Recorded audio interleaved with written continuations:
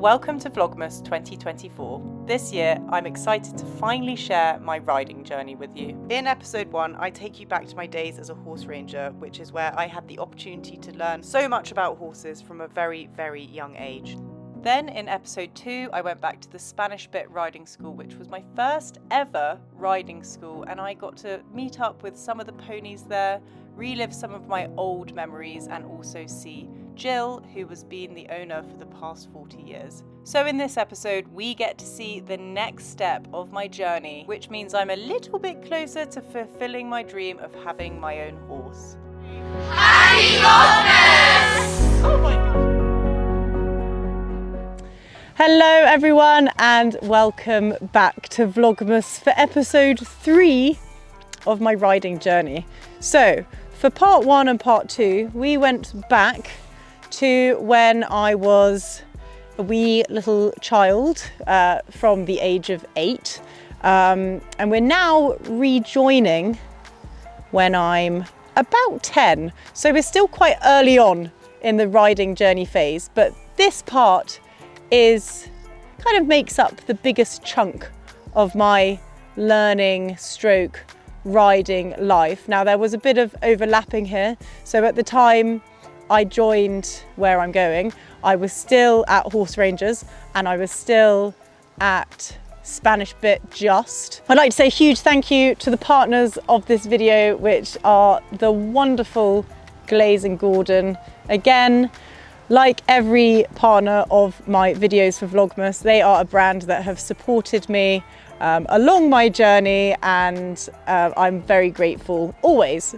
for their support and that they are on board. But we will see a little bit more of them a little bit later. For now, I've got 2 carrots in my hand because I've made one stop at a field to go and see some old friends. But we, again, will catch up with them later. So we'll see you in a sec. So unfortunately we're starting this vlog with some really sad news, and that is that this site here, which is Banstock House Stables, where I made my memories as a child, has been sadly sold to developers, which is such a great shame, but I'm looking forward to catching up with Sue at her new place. Right everyone, I have arrived at Sue's new Banstock House Stables, which is now not called Banstock House Stables anymore, and I haven't been here before, and I think Sue is lingering somewhere over there, so we can go and meet her and say hello. This is Sue, the most terrifying woman in the world, who is now not she's now not terrifying anymore. Sue, I mean, it's been so long since I've seen you, but Sue, yeah, good couple of years. You've known me through every stage, and you're the longest standing kind of character builder, as it were. Who's put up with you? Who's put up with me? To be fair, we've got lots of time to share the I'm sure you've got plenty of stories up your sleeve about me, but so for everyone at home, I was 10 when I came here, so it was kind of a big age for me, 10, because I was still at Horse Rangers and I was also still at Spanish Bit at the time. And then as I was here, I found my group of friends. There was a load of us then, back then. There was a lot. And then I stayed here until I was 21. Well, after I came back from uni, wasn't it? Yes, you came back from uni, 21, yeah. 22. So Sue's put up with me for a good solid 10 years. And yeah, I mean, I'm really sad. And you always came back for the barbecues. Oh yeah, of course, always. Hopefully you'll have one this year. Yeah. So I was really sad to learn when, obviously, the Banstock that I know and love, and you know and love, obviously, had been sold to developers. But there is a cloud, every silver lining to every cloud. There's a cloud, but there's a silver lining, which is that you've got a new place here. Much smaller, but manageable. Yes. And hopefully I can see lots of lovely horses around. So should we go and have a look? Absolutely. And you can give me the grand tour. It's quite hard to put into words without actually showing. Would have loved to show people around all the different parts of, the bits growing up. So we're going to have to use some imagination when we're doing the storytelling. But hopefully you'll get what I'm saying and it'll all make sense. And I've got loads of photos, some quite incriminating ones. I'm sure you've got some tiny pony photos of me somewhere? Maybe not. I don't think so. No, wasn't really one for the photography. No, with the advent of mobile phones. Yeah, yes, I know. We didn't have phones back then, guys, so you can't see everything. Sadly, there's literally no footage of me riding at that age whatsoever. When I was a bit older... Did your dad not do any? No, not horsey parents. That's what I'm telling everyone. Yes. School wasn't here when we first came, but the man I rent from dug it out for us. It had been here a long, long time ago. Do you remember back in the day I rented this just as grazing? This wasn't the railway field, was it? No, the railway field was further by down the railway. road. Yeah, but a previous tenant many years ago had a school and it's all overgrown. So the guy who owns the place dug it out, and the original surface in there, which is now buried, was the surface from the indoor school. No way. We moved it all down. Really? Every last bit on a dumper truck, 27 9-ton dumper truckloads. Oh my gosh. Yeah, top of that. I need to go and have a look at this. Yeah, we've now got on top of that sand and rubber. Okay. It's fantastic. Not great yet. Right. We've got the load that's in the school to spread and that load there so to plenty spread. more to come. Yeah, the bandstock surface has come up through and is blending in with it. Ye old bandstock surface that I have tested out many a time. Oh, many a time. When I've been face planted. That's because you'd put the jump up without me looking, and I'd come round, it would be like 10 holes higher. But so Sue used to put me through my paces, and the reason why my position is so good, everybody, is because Sue's drilled it into me over the years, and because you couldn't do anything fun until you had your position sorted. Absolutely. So, which is how it should be. So when I started, I would work here on a Sunday. Yes. My parents would drop me off, and I would work from 8 till 3:30. Yeah, like a slave. Like a slave. You said it. That wasn't me. That was not my words. And for a free ride every other week. Yeah. Which I obviously looked forward to.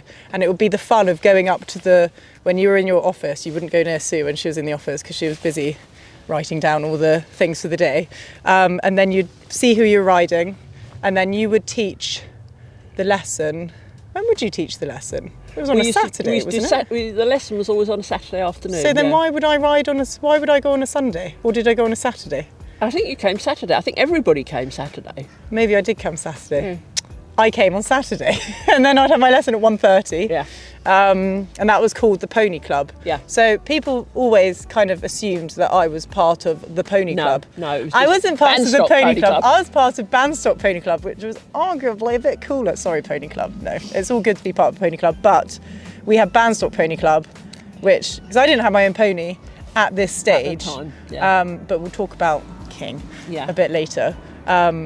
But yeah, fantastic. And you've still got the same letters. Did you take these from the school? Here they are. That one got broken. That one got kicked by Tico. Yep. My best friend Tico. Yep, Tico. And Caitlin repaired it for me and repainted really? it. Yes. Oh, it's Well, good. Phil repaired it and Caitlin painted in the Filled bits in of the horse. gaps. Yeah. I was probably on him when he kicked. Yeah, I think you were. I'll introduce you to him. Yay, let's go see some horses. Also, I love this yard. I used to have to sweep a mammoth amount of concrete. And this is great. And this is perfect because you can just and you're there. So who's this? Is this Chili by any chance? This is Chili, who's an ex-polo pony. Oh, hello, Chili. He's in his early 20s. Yeah. Belongs to a really nice lady called Angie. Oh. And what does Chili do now? He does a little bit of work in the school. And his owner hacks him out. Nice. And you Girls still have hacking all up the on nice hacking? Oh, yeah. Yeah. That's perfect. Oh, you're very sweet. And this is Noddy. This is Noddy. So I remember, oh my gosh, as if you've got the old name cards. No, or is that the new one? Smurf. Do you not remember Smurf? No, you wouldn't know Smurf. I just thought that was Murphy. No. She is Murphy, but I can't call her Murphy. It's got to be Smurf. Oh. And so this is Noddy, and Noddy was at the Berkshire College. 31 or somewhere around there. And you're still going, by the looks of it, because you're tacked up. Happy as Larry. Oh, He's bless off. him. These two are off out for a hack. Nice. You've got a good life now, Noddy, haven't you? So then who's it? Tara. Is that Lucinda's Tara? Yes, Lucinda's Tara. Was she in the field? Yes, not this field, not here. She's back. She's up in the what was our top field. Can I just show you, everybody? This is what a bed should look like. A nice big straw bed. Look at this. This is what a straw bed should look like. Big banks, Lovely. And do you know why? Because if it wasn't perfect, Sue would make us come in and do it again. And again. Actually, the worst thing was that if you came in and did it yourself, because that means that we were in trouble because we had done it so badly. These are lovely stables, though. They're all right, aren't they? They're really nice. Yeah, really nice. We have got, however, the big trough from Banstock. Oh, no, you don't, do you? Do people still drink from it? Probably not. Oh, you do have the big trough. Surprised no one actually ever went swimming in here. No, not. But oh, Eowyn nearly did. Did she? She got in it once. This is many years of history in this trough. I can't really tell you any stories. We did used to drink from it, which is actually quite worrying because it... And throw buckets of water over each other. Yes, exactly. When you weren't there, because otherwise we'd get in loads of trouble. Can we please go and see Leo? Yes, because you can certainly go and see Leo. His tongue. So this is another horse who Sue got from BCA, and has he got no teeth whatsoever? He's got no top teeth at the front, and his bottom ones are definitely seen better days. And he can hold his tongue in when he concentrates, but if he doesn't concentrate, it just hangs out. So is he still ridden? Yes, oh yes. He's been out for a hack this morning. Ooh, lucky boy. I have a nice lady who comes and hacks him out. Yeah. She used to event 5 horses. Oh wow. And she comes in. And she comes and rides him. And rides him. Lovely. Well, you've got some really great fields here. Yeah. Are they better than the Pine Grove? Yes. Yes. Well, the Pine Grove was rubbish, wasn't it? The Pine Grove is, as it sounds, a grove of pine trees. Were they actually pine trees? They were pine trees. Yes. And it was great in the summer because it was really easy to poop it because there wasn't really any. We used to hay it, didn't we? Yeah, yeah. So there was not really any grass in there. But in the winter, it was a little bit muddy. It was all fat, grotty ponies who. Oh yeah, didn't need any grass. They were out there. They were totally fine. And then I remember because in my little friendship group, I was called Little Lucy. Yes, you at were. the time because I used to be much smaller, and the other kids, my mates, would make me say that I'd have to go and poo pick the Pine Grove, even though we didn't really do that much in the winter because you'd get buried. So yeah, but as I say, character building. There's been plenty of lost boots out there. Yes, plenty of lost boots, but you don't have that now. No, because you've got some really good grazing. Oh my God, look at him. He's like, it's on my tongue. Oh look. Do you still have your thoroughbred? My ex-race horse? Yeah. Yes, do you want it? There we go. Oh, please. I'll be coming home with another horse. Is it a she? Yes. Where is she? She's up in the top field. Oh gosh, that's quite a long walk though to there now, isn't it? We don't walk her. She can't walk her. Oh right. Is she crazy? Bit loopy in traffic. Right, okay. But she's listen lovely. to that bit. She's lovely. Okay, well maybe I'll have to go to the top field and she's up there with Tara. It's just her and Tara. Oh, well, we'll have to go and see Tara. Okay, so as I briefly explained, Sue has been with me for the entire journey, and that has been since when I was 10. Obviously came here for the work experience bit. We've got me poo picking, mucking out. You taught me how to muck out, clean tack, all of that malarkey.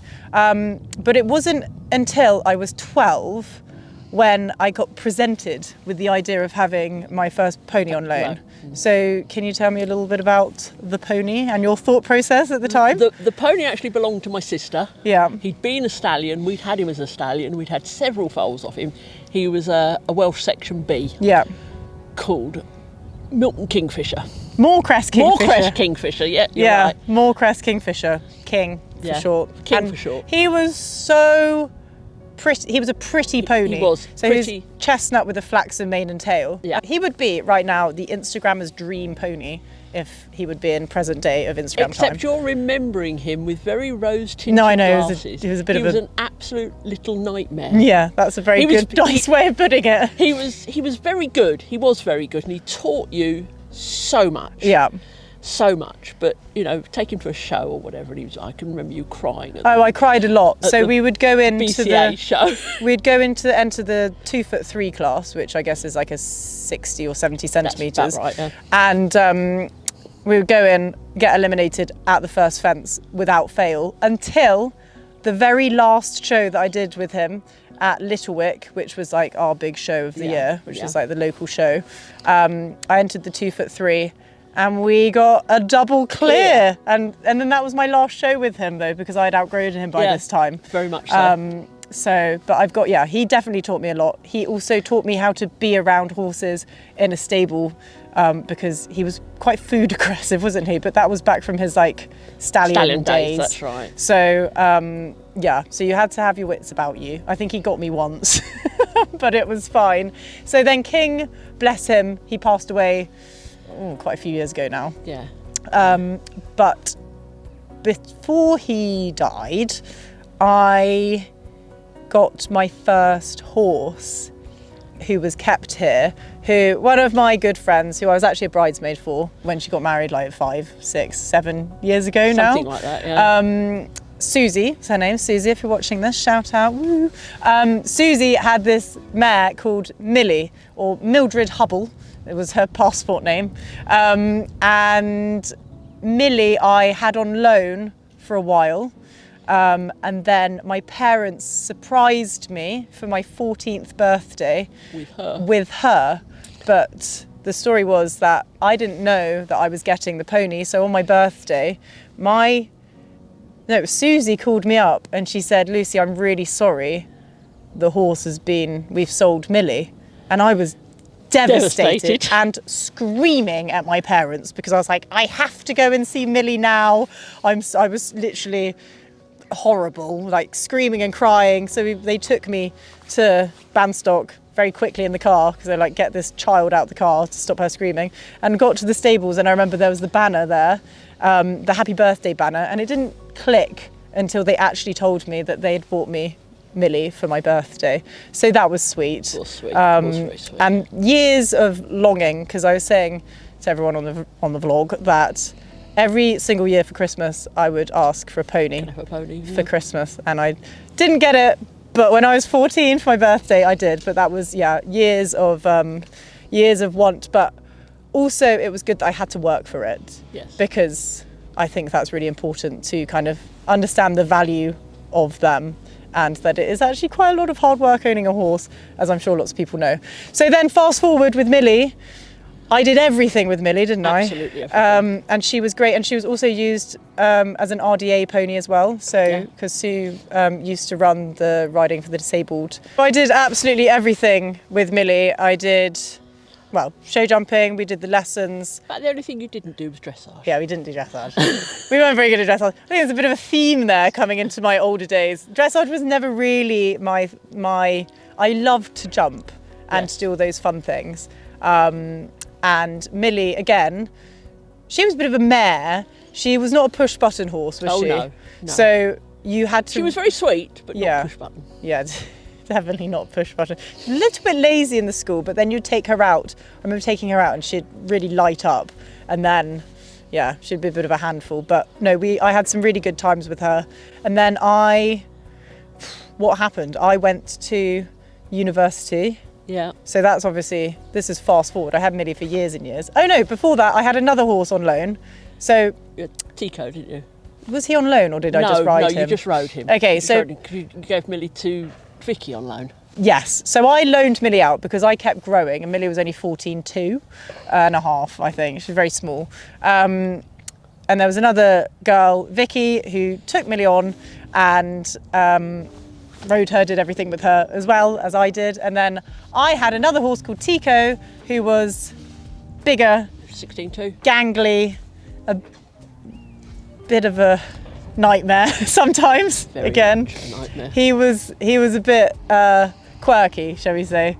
And then, so it was great. So I was, instead of outgrowing Millie and then having to buy another horse, which I realistically couldn't afford at the time, just about to go to university, Sue was able to provide me with another horse to keep my journey going. And I did some showing classes with Tico. He did quite well in those, actually. He did. He was a bit more dressage-y, more so than Millie. And then I went to university and I did equine business management. Obviously, Sue wasn't there because she didn't come to university with me. No.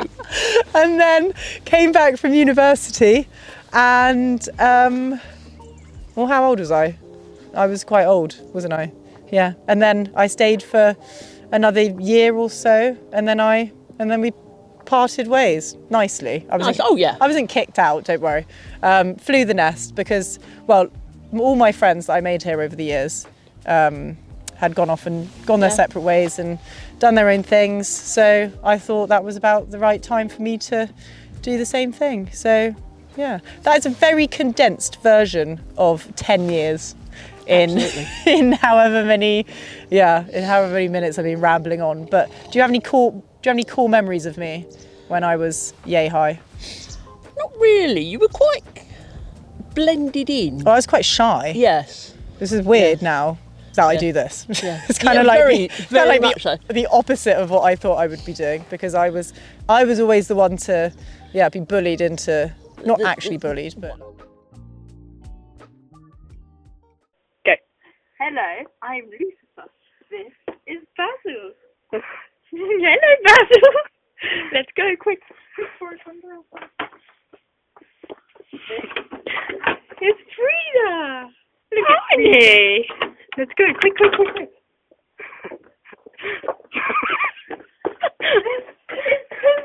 And flat. Look how pretty. And flat. And Tim. Quick.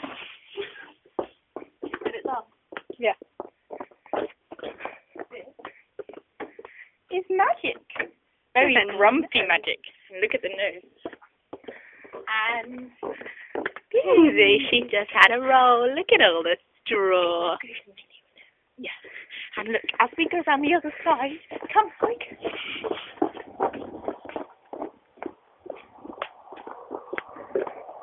Candy. She's old. And Mildred. Look at the cute fly.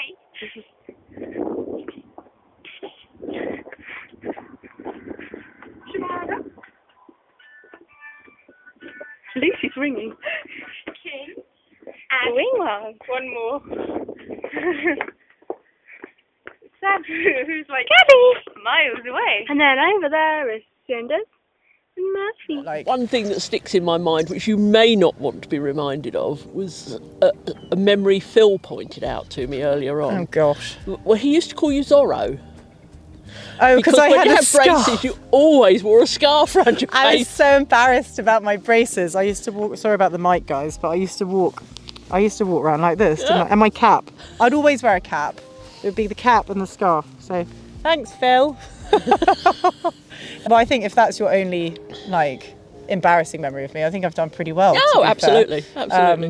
No, but I've had many memories. Sue used to terrify us all. It was good to have such a good role model like Sue to whip us into shape, because now my standards are definitely higher. My yard is kept. My yard is kept clean, and we've got happy horses. So happy days. So happy days. Thanks, Sue. Anyway, Sue, I do have a little present for you in the car. So if you want to meet me somewhere, I'll come and find you with it in a minute. Okay. Right, Sue, thank you so much for giving me the grand tour of your new place. And as I said, I'm very sad that it's not the old Bandstock, but I'm very happy for you. And it's nice that you've downsized with the horses and the work involved, because it's a lot of work. Anyway, it is a lot of work. It's Vlogmas. If you didn't know that, probably. No. But it's Vlogmas, and because it is Vlogmas, the whole point of this was I work with a few brands, and it's brands that I love, and I wanted to share some little bits with you. Oh, so the supporters of, let's go this way, that's better wrapping. The supporters of this video are the team at Glaze & Gordon. Glaze & Gordon are a British-born brand. They're an online retailer. Their aim is to bring you high-quality, fairly priced items that combine classic style and functionality. The Glaze & Gordon collection brings together well-designed, stylish products from trusted brands to create a bespoke collection of the best country equestrian items. It's for you. It's, I'll help you. Ooh. I'll do the grand. Shall I do the grand unveiling? Yeah.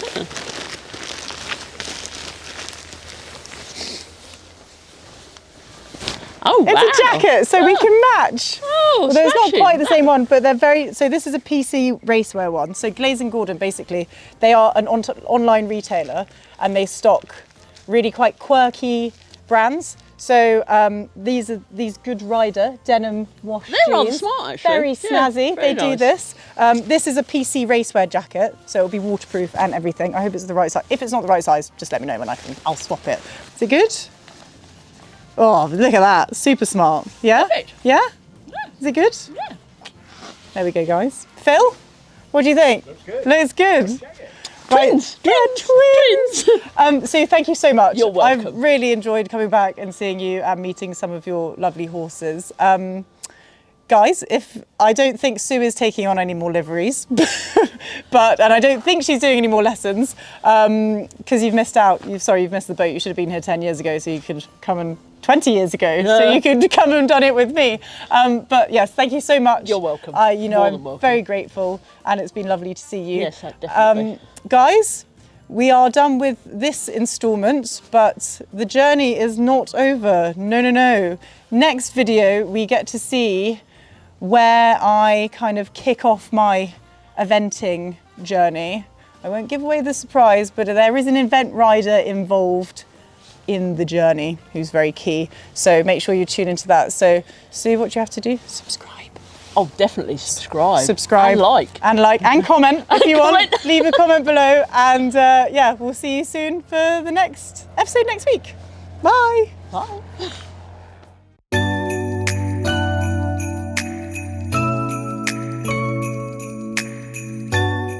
Oh, so this is Sue's ex-racehorse.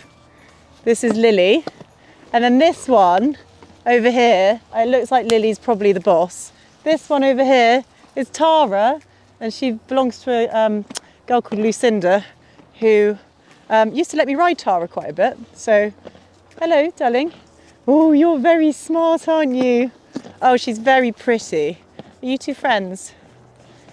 Yeah, so I used to ride Tara. I did we used to go cross-country schooling, and you jump quite big. You look quite old now, Tara. Good girls. Good girls. Oh, you do have spindly legs. She's very friendly, Tara. You're a good girl, aren't you? Hey?